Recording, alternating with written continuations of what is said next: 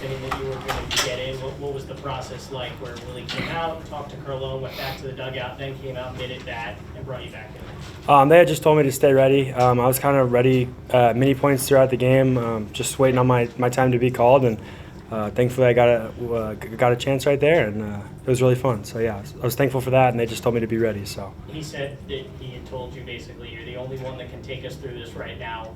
What was the adrenaline going through you as you started to warm up there? I mean, moments like that are always so fun.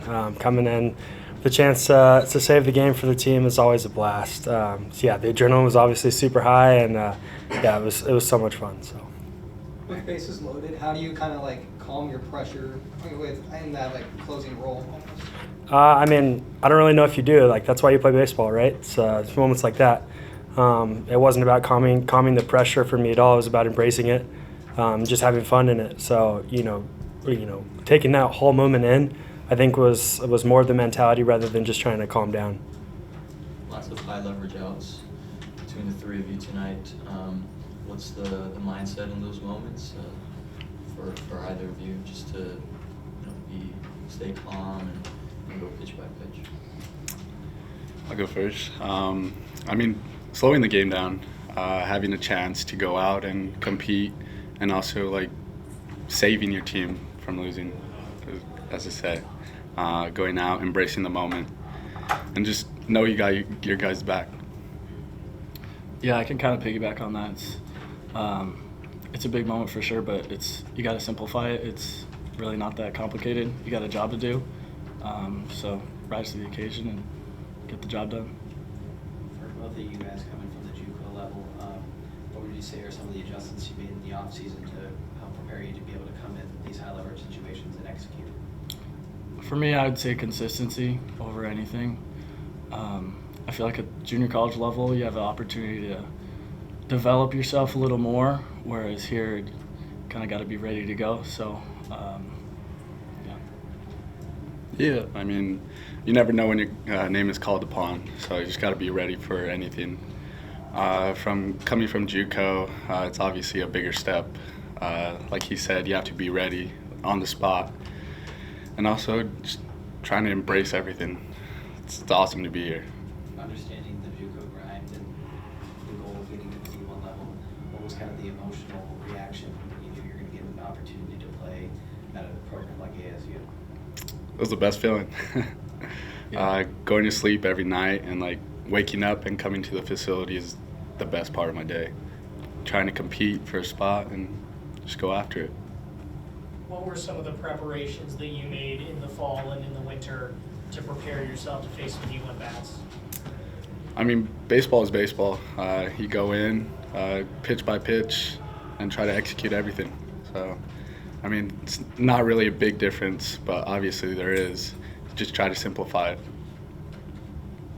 Matt, you talked in the preseason about being with an older coach and helping a very young staff with Aaron's getting his first career start tonight. What's your take on sort of how he came into the game today and just the energy? I mean, Adam's pitched very mature through the entire fall and obviously to this point in the spring.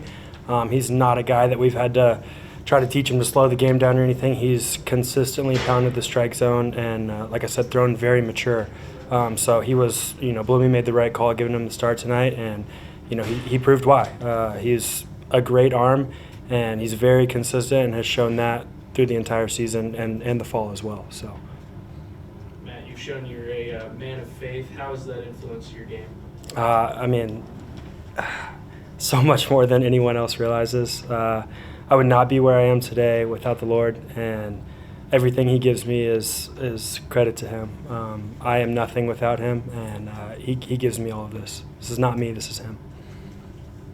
Ryan, playing with Coach Gillish and now being with Bloomquist, how would you say the connections just here at ASU have kind of helped you fold into the mix and make the transition process a little easier? Gilly made it really, really easy for me, kind of guiding me in the right direction with just the person I am, which is my favorite part about him teaching me, was that he could teach me to be a better person, not just a better player, and everything within that translates to school, outside of that as a person, and then playing baseball too. Matt, having been here for a while, what's the biggest thing that Gilly has added to the group as a whole? I would just say his competitiveness. That guy loves to win, and having them on the staff has been a big game changer. I mean, obviously he works with the base running, the outfield, does stuff with the catching, all of that. I mean, he's incredibly smart baseball-wise, but just his mentality and, like I said, I mean, that guy wants to win more than anyone. So having that competitiveness and fire and drive on the staff has seeped into the players. You know, I ask all these guys, it's infectious the way he goes about trying to win every single day. So I think that's probably been the biggest thing. This could be for any of you guys. Steven Ondina has been great defensively at shortstop. Okay, yeah. Like, what is it like to have someone, behind you that can really have that kind of special glove?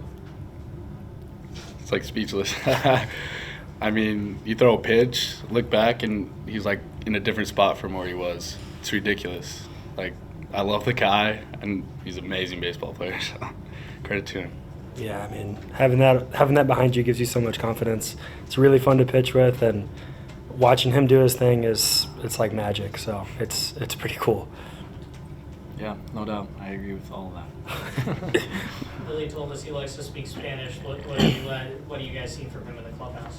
Papi. Yeah, he likes to think he can speak Spanish.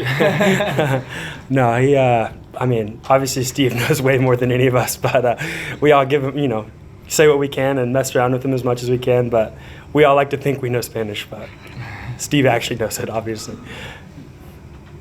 Thanks, guys. Thank y'all. Appreciate it.